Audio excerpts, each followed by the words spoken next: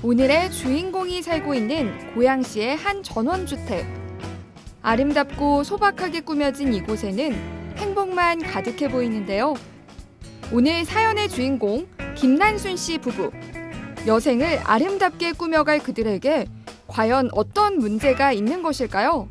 그럼 은퇴하신 지는? 지금 9년 됐어요. 너무 거기 자식하면서 이제 들은 거죠, 그게. 근데 그때 당시에 60몇만 원인가 했는데 지금은 70몇만 원 되는 것 같아요. 없어, 그거밖에. 정말. 사실 그게 자랑이요. 연금 70만 원으로 생활을 꾸려가기엔 어려움이 이만저만이 아니라는데요. 사실 대출이자가 더 큰 문제였습니다.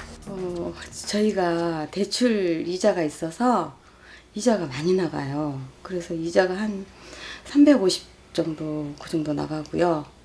그 생활비 합히면 생활비가 우리가 가족이 지금 대식구잖아요. 6식구가 살고 있거든요. 그래서 아무리 절약하고 이렇게 써도 350 정도 그 정도 생활비가 나가요. 너무 그냥 마이너스 통장을 늘 그냥 이렇게 쓰고 있으니까 거기에서 또 이자 또 불어나는 거예요. 계속. 아들이 조금씩 보태줘도 감당이 안 되죠. 무려 대출이자만 350, 6식구가 감당하기에도 힘이 들어 보이는데요. 그렇다면 여생이 행복해야 하는 이때 이처럼 큰 대출이 남게 된 이유는 무엇일까요? 원주민으로 사는 동네가 있었어요. 근데 그 동네가 이제 수용이 되는 바람에 그 이제 거기 그 토지공에서 그 이주자 택지를 이렇게 주어지게 됐어요. 그래서 그거를 가지고 그 당시에는 팔면은 돈이 됐었는데 그걸 가지고 있으면은 노후에 앞으로 자식들한테도 또 도움이 될까 싶어서 가지고 있다 보니까 어쩔 수 없이 이제 한 번 돈을 내다 보니까 계속 내야 되잖아요. 그래서 어쩔 수 없이 그냥 쇠사슬에 묶인 것처럼 울며 겨자 먹는 식으로 그냥 그거를 대출을 내 가지고 계속 상환을 했어요. 생활을 하다 보니까 그 이자가 눈덩이처럼 불어나가지고 지금 원금이 4억 7천 정도 돼요. 4억 7천? 네. 작년에 택지에 대한 원금은 다 상환한 상태라는 난순 씨.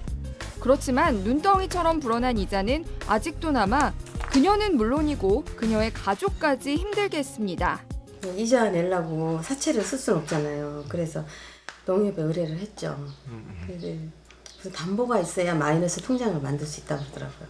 그래서 이거 집 담보로 마이너스 통장을 만들었죠. 그래서 우리 작은 아들도 계속 뭐 제 여윳돈 있는 거를 그냥 너무 엄마가 힘드니까 이렇게 계속 넣어줬어요.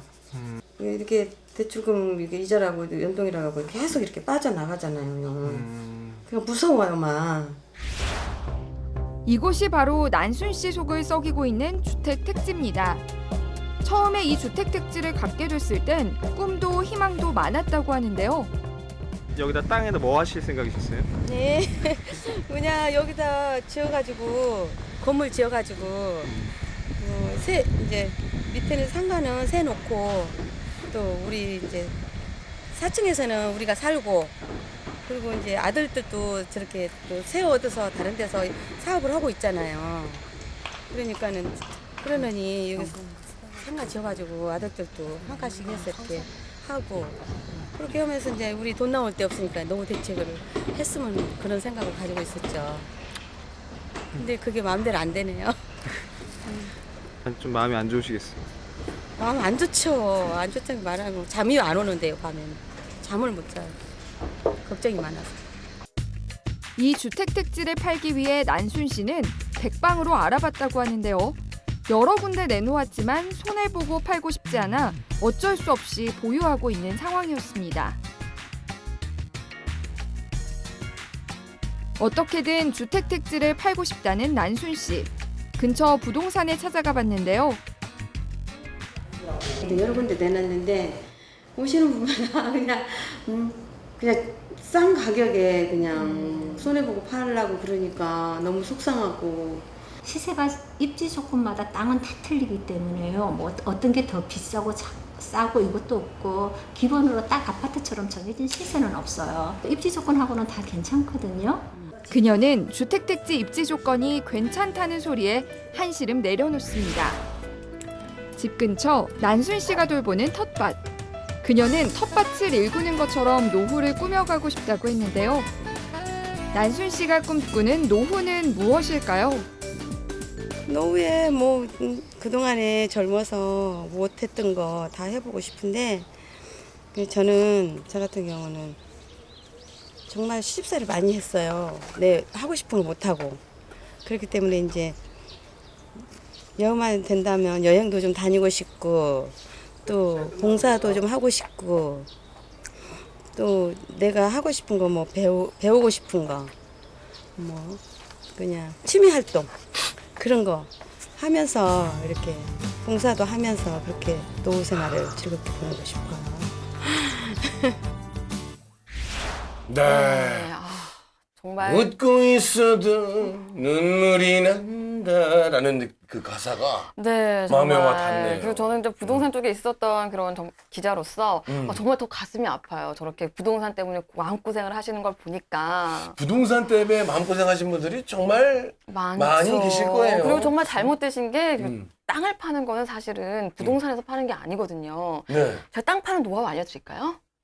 오, 여기서 지금 우리 전문가들이 지금 무색할 정도로 자기가 그냥 카메라만 들어오면 다 얘기하고 싶어서 그래 한번 얘기 땅을 파는 노하우 얘기해 주세요. 제가 뭐, 나중에 끝날 때 공개하겠습니다. 오, 끝까지 채널 용접해 주셔야 될 것 같은데요. 네. 알겠습니다. 송소라 기자의 땅 땅을 파는 방법. 네. 깜짝 놀라실 거예요. 오, 진짜 기대가 좀 되면서 네. 그럼 좀 여쭤보겠습니다. 자, 네. 빚이 이분이 이제 4억 7천. 네, 지금 이자만 350만 원이고요. 생활비도 350만 원. 한 달에 나가는 지출이 총 700만 원. 하지만 들어오는 수입은 370만 원. 그러니까 매달 적자 인생을 살고 계신 겁니다. 그래요. 네. 마이너스 통장을 만들어서 지금 마이너스 통장 빚만 5천만 원 되겠습니다. 네. 하지만 이분은 집과 택지를 처분하려는 네. 의지가 아주 높습니다. 네, 긍정적이고 시세도 좋은 편입니다. 네. 자, 감안하시고 한번 OX 한번 들어보도록 그렇습니다. 하겠습니다. 전문가들은 뭐 이 김난순 씨의 덱을 어떻게 생각하시는지 자, O와 X 들어주세요. 네. 2X15 되겠습니다. 예. 자, 일단 무슨 옷 이름 같죠? 2X. 네네. 우리 김경록 우리 은퇴연구소 소장님께 좀 여쭤봅니다. 예. 자, 어떻습니까? 왜 X를 드셨습니까? 저 은퇴하고 나서 이제 노후에는 그 현금 관리를 잘해야 됩니다. 현금 흐름. 내가 돈이 얼마 있다. 뭐 혹은 집이 얼마 있다 이런 것보다 내가 매월 얼마의 생활비가 필요한데 얼마의 돈이 나오게 된다. 이걸 관리를 잘해야 되는데 네. 저것 같은 경우에는 이제 보면은 부채도 많이 키워놓고 그다음에 자산도 많이 키워놓고 근데 현금 흐름은 관리가 영 안 좋습니다. 네네. 그래서 이제 이게 젊었을 때는 투자를 하고 이럴 때는 그럴 수도 있겠지만은 나이 드신 상황에서 저런 모양은 일단 좋지 않은 것 같습니다. 그래서 빨리 현금 흐름 관리를 안정되게 해놓고 저 대조표라 그러죠. 자산과 부채를 다 같이 너무 많이 키워놓은 건데 이 자산 가격 뚝 떨어지면 어떡하겠습니까? 이건 갚아야 할 돈이니까요. 예. 그래서 이 부분을 빨리 안정화시키는 것. 그리고 지금 너무 키워져 있다는 것이 조금 네. 예. 우리 고경희 세무사님. 네. 자, X. 지금 이주자 택지는 원래 이제 그 갑자기 수용된 분들에게 뭐 지금 개발 자금이나 이런 게 없을 수가 있기 때문에 그 1회에 한해서 보통은 1회에 한해서 양도할 수 있는 기회를 주거든요. 근데 네네. 그 기회를 놓치시고 그 기회 안 파신 거잖아요. 그때 프리미엄이 아마 붙었을 거예요. 초기에는 보통 맞아요. 프리미엄이 붙었을 텐데 어. 그때 팔았으면 이렇게 힘들지 않았을 텐데 네. 대출을 받으셔서 또 그 이자를 상환하고 그러기 위해서 또 대출을 받아야 되는 이런 또 대출의 악순환이 또 나오기 때문에 저는 X를 들었습니다. 그래요. 대출의 악순환. 뭐든지 타이밍이 중요해요. 네. 그때 팔았으면 됐는데 못 팔아가지고 안타깝습니다. 네. 저기요. 네. 그럼 주인공들이 정말 속상하실 텐데 그렇게 편하게 즐겁게 얘기하실 거예요, 정말? 제가 웃고 있다고 해서 제가 마음이 아프지 않은 건 아닙니다. 아우, 정말 얄미워 죽겠어요. 나 잘난 여사. 일단 잠시 후에 마지막에 공개하는 그 땅 파는 비법 깜짝 놀라실 거예요. 기대 한번 해보면서 네. 우리 박상훈 전문가님. 자, 그래도 그 와중에 긍정의 빛. 네. 굉장히 그 파지티브 하신 분이에요. 자, 어떻게 생각하십니까? 일단 답은 갖고 계신 것 같아요. 네. 어떻게 해야 되겠다라는 그 판단을 본인들께서 하고 계신데 네. 서로 부부간에 또 이렇게 대화하고 아까 이제 그런 장면 중에 남편이 70만 원 정도 연금 받는 것에 대해서 굉장히 자랑이라는 표현을 하셨거든요.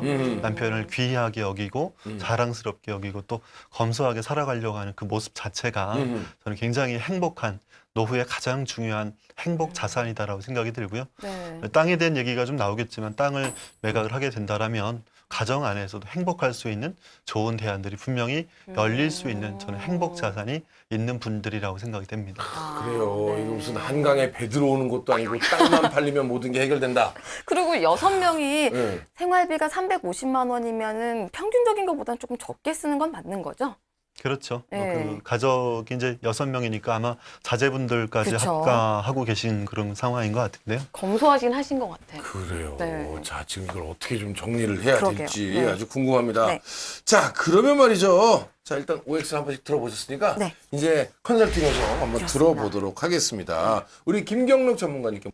저 아까 처음 말씀드렸듯이 이제 그 한쪽에는 부채가 너무 많고 자산이 많은데 이걸 이제 좀 정리를 1단계 하는 게 좋을 것 같고요. 네네. 아까 뭐 준비를 하신다고 그러니까 택지 같은 경우 사실은 지금 아무것도 지금 활용을 하지 않고 그쵸. 빚만 너무 나가는 거지 아까워요. 않습니까? 네. 이자만. 그러니까 네. 참 이게 무수익 자산일 뿐만 아니라 그냥 코스트, 비용 드는 자산이거든요. 네. 저 부분은 이제 잘 처분해서 그다음에 이제 그 주택 담보로 대출 받은 부분 이런 부분도 이제 잘 정리를 하고 그다음에 아까 이제 연금으로 받는 게 한 70만 원이라고 그랬지 않습니까? 네. 이게 이제 저 주택 같은 경우 지금 가지고 계신 주택 이런 쪽을 주택 연금으로 또 해서 연금을 받는 방법이 영모기지 같은 있습니다. 거 말씀이신 그렇습니다. 거죠? 예. 네. 그래서 3억 같으면은 60세 이상 같으면은 이게 한 60만 원 정도 매월 받을 수가 있습니다. 그래서 예, 이런 식으로 해서 이제 현금 흐름을 좀 좋게 만들어 놓는 것이 네. 방법일 것 같습니다. 그래요. 일단 땅은 팔고 영모 기준을 받는다. 예. 집으로. 네. 예. 그러면 3억 정도면 60만 원 정도는 예, 받을 수 있다. 예, 그러면 매월. 이제 네. 일단 130만 원이 되네요. 그리고 네, 일단 네. 땅이 팔리면 이자도 안 내면 350빚이 사라지는 거예요.